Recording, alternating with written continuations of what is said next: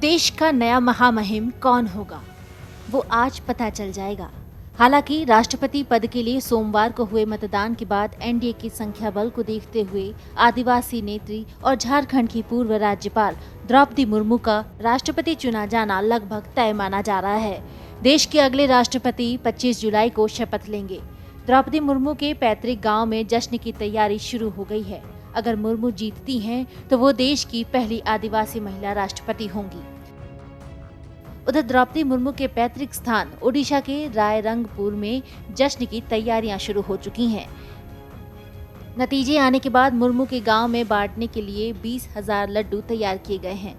ऐसा माना जा रहा है कि राष्ट्रपति पद के लिए मुर्मू का पलड़ा भारी है और अगर ऐसा हुआ तो फिर मुर्मू के सिर जीत का ताज सजेगा।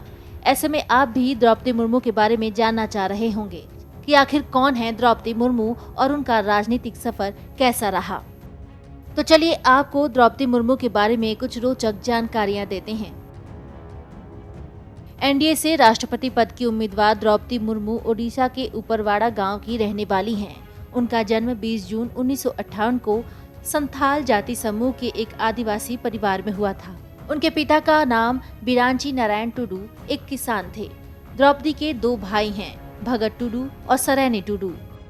साल 1969 से लेकर 1973 तक आदिवासी आवासीय विद्यालय में पढ़ाई की और उसके बाद ग्रेजुएशन के लिए भुवनेश्वर के रामा देवी वुमेन्स कॉलेज में एडमिशन ले लिया। इसके बाद द्रौपदी ने ओडिशा के राज्य सचिवालय से नौकरी की शुरुआत की। उन्हीं दिनों में द्रौपदी की मुलाकात श्यामचरण मुर्मू से हुई। श्यामचरण भी भुवनेश्वर के एक कॉलेज से पढ़ाई कर रहे थे। साल 1980 में दोनों में प्रेम हुआ। इसके बाद श्याम द्रौपदी के घर विवाह का प्रस्ताव लेकर पहुंच गए। ओडिशा के बेहद पिछड़ी और संथाल बिरादरी से जुड़ी 64 साल की द्रौपदी के जीवन का सफर संघर्षों से भरा रहा। आर्थिक अभाव के कारण महज स्नातक तक शिक्षा हासिल करने में कामयाब रही द्रौपदी ने पहले शिक्षा को अपना करियर बनाया। मुर्मू का राजनीतिक करियर 1997 में शुरू हुआ था। वे पहली बार नगर पंचायत का चुनाव जीत करके पहली बार स्थानीय पार्षद बनी। 3 साल बाद वो रायरंगपुर के उसी निर्वाचन क्षेत्र से राज्य विधानसभा के लिए चुनी गई। साल 2000 में पहली बार विधायक और फिर भाजपा बीजेडी सरकार में 2 बार मंत्री बनने का मौका मिला। साल 2015 में उन्हें झारखंड का पहला महिला राज्यपाल का पद मिला। 20 जून को मुर्मू ने अपना जन्मदिन मनाया।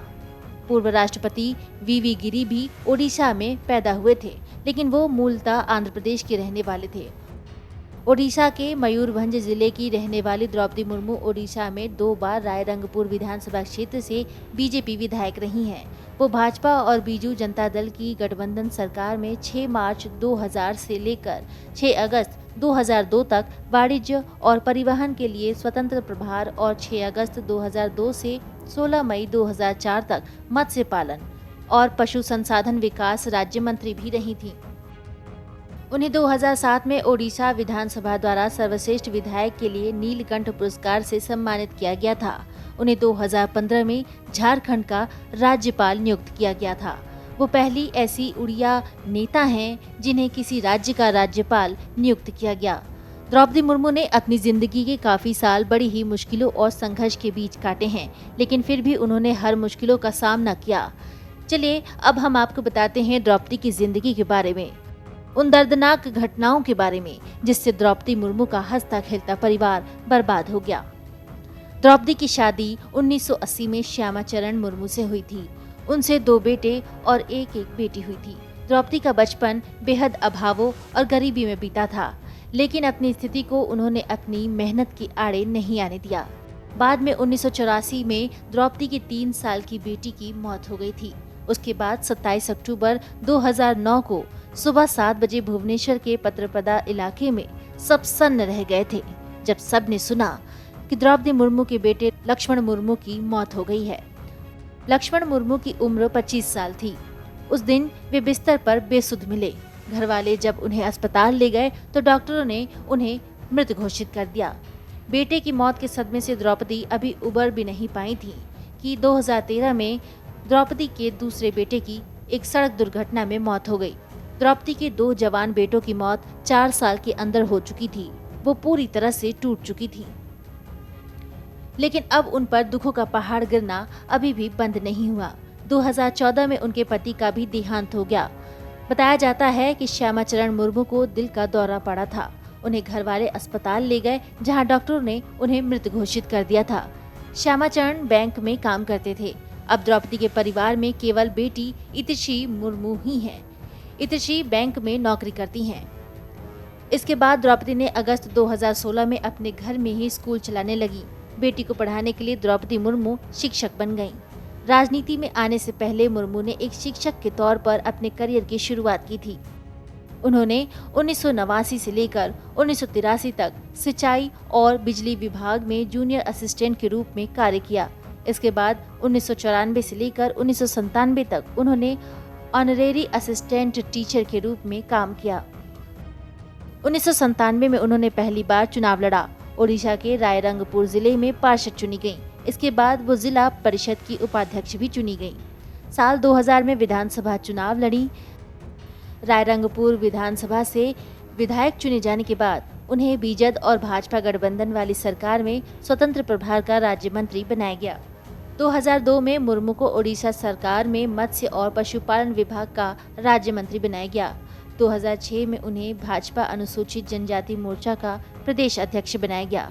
2009 में वो रायरंगपुर विधानसभा से दूसरी बार भाजपा की टिकट पर चुनाव जीती। इसके बाद 2009 में वो लोकसभा चुनाव भी लड़ी, लेकिन जीत नहीं पाई।